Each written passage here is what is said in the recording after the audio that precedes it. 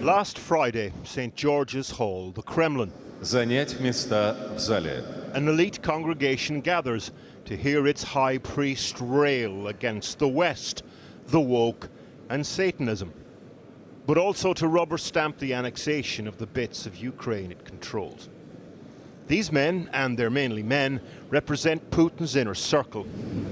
Take away the phones and the suits, you have a medieval-style throne room and power structure. Vladimir Vladimirovich Putin. But as the Tsar of Grievance took to the stage, Ukrainian forces were taking back Le Mans. Before that, the rout of the Russians around Kharkiv. The Holy War looked full of holes. So, what are these men really thinking? Is there disquiet in the ranks? And could that disquiet ever morph into a coup?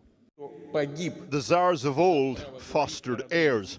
According to the author of Putin's World, he has done the opposite.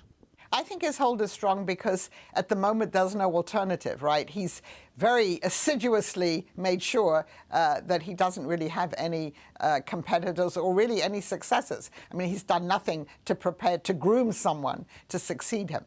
So it's still a question of the lack of alternatives. It's very hard to get to him. He's very well protected.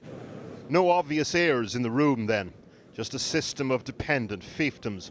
It's easy to find out what's going on in Ramzan Kadyrov's head. The Chechen warlord puts it all on social media. The Putin loyalist has sent thousands of his fighters to Ukraine. This week said that these, his 3 teenage sons, would go fight there as well.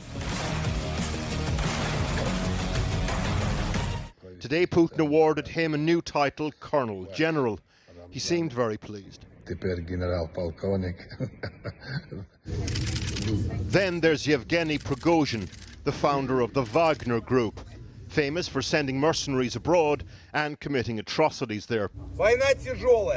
He was recently filmed recruiting Russian prisoners to fight in Ukraine. After years in the shadows, stepped out into the social media limelight as of late. He is maneuvering. But why?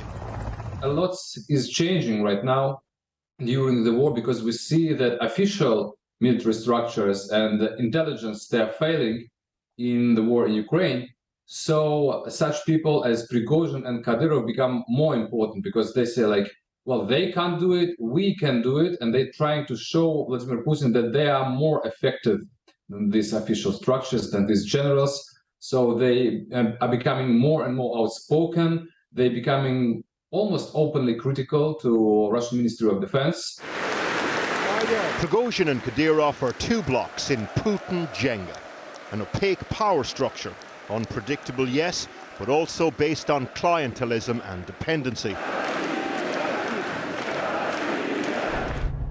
Another block, the Russian generals. They remain loyal to Putin, at least in public. Then there's the technocrats and oligarchs, although perhaps less keen on the war, too invested in the game now to revolt.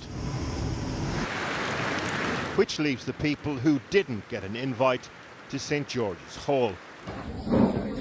Anti-war protesters, the hundreds of thousands fleeing mobilization, ordinary Russians feeling the pain of an economy starting to stall and a war with no obvious end. A lot of planets have still to align before Putin's future becomes genuinely unstuck. Well, earlier I spoke to the Russian analyst Oleg Ignatov of the International Crisis Group in Brussels. I asked him if Putin's political power was being diluted every time Russia loses ground in the war. I spoke with a lot of people in Russia, and nobody believes that mobilization will be effective. Yes, will work. Yes, and that's why there are a lot of speculation about next steps from Putin. Yes, there are a lot of speculation about unconventional forces and conventional tools. Yes, tools. And situation, because the current situation is very bad. Yes, he declared the annexation, and he's losing these territories, which, according to the Russian law, now is part of Russia. Yes, and that's a very bad thing for Putin. And I think he understands this, but that means that we should be ready for another escalatory step. Do you mean nuclear weapons when you talk about? I don't know. I don't want to say anything like this because there are a lot of different speculation, and I believe that Putin understands all the consequences of using nuclear weapons, even small nuclear explosions. We are in the middle of escalation.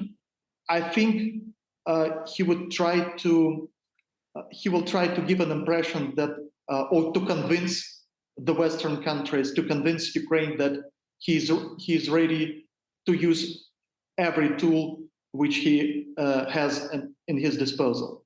If Russia keeps losing, is there any real danger that Putin will be got rid of?